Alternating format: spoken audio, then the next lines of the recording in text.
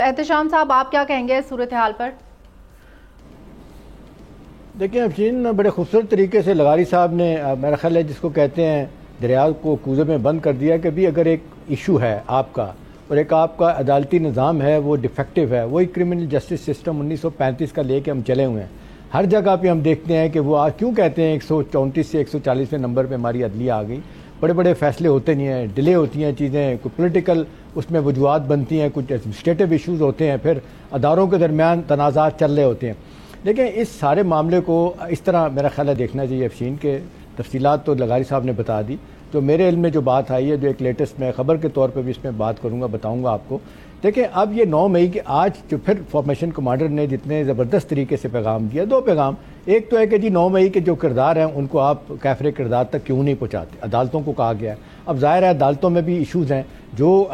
Military courts میں مقدمے چلنے تھے، مجھے یاد ہے وہ تقریباً 185-86 تھے، 350 سے 400 کیسز سول عدالتوں میں چلنے تھے۔ چلیں ملٹری کورٹس کا تو آپ نے دیکھا 1 سال لگ گیا اس کو اپروول لیتے لیتے، کبھی اجازت نہیں، لیکن جو سول میں کیس چلنے تھے وہ بھی نہیں ہو رہے۔ تو وہاں تو جو کوتاہی میرا خیال ہے چیف جسٹس صاحب کو نوٹس لینا چاہیے کہ بھئی کیا ہے، ریاست کا ایک بڑا ستون اگر آپ کو یہ کہہ رہا ہے کہ کوئی وجہ ہے کہ آپ کیسز کا فیصلہ کریں، یہ کوئی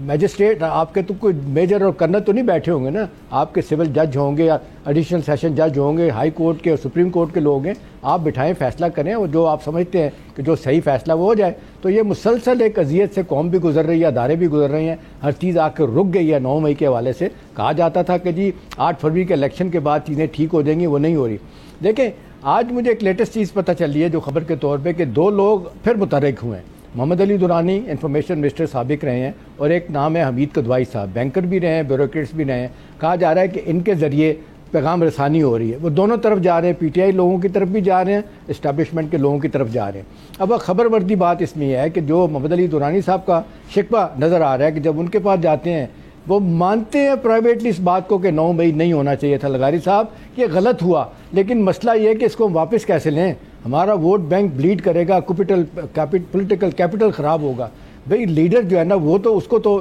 میرا خیال ہے کہنے کہیں ایک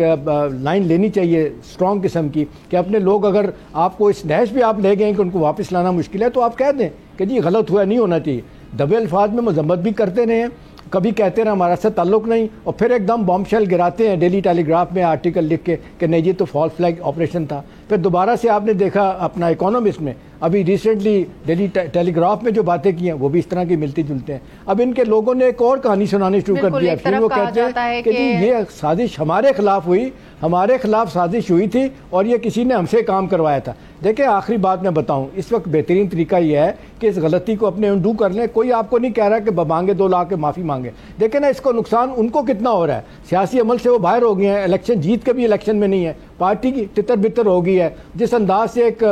برائے نام پارٹی کے نیچے آپ بیٹھ کے کام کر رہے ہیں، پھر آپ کے لیڈر گرفتار ہیں، آپ کی خواتین گرفتار ہیں، تو وہ کہتے ہیں matter to the madness demand کرتا ہے کہ بھئی آپ سیاسی شعور سے کام لیں اور یہ جس انداز سے آپ نے غلط فیصلے کیے ہیں ان کو انڈو کر لیں تاکہ اپنی بھی جان چھوڑے اور یہ ملک جس مصیبت سے کرائسس سے گزر رہا ہے اس میں بھی کمی آئے۔ جی ٹھیک ہے سر،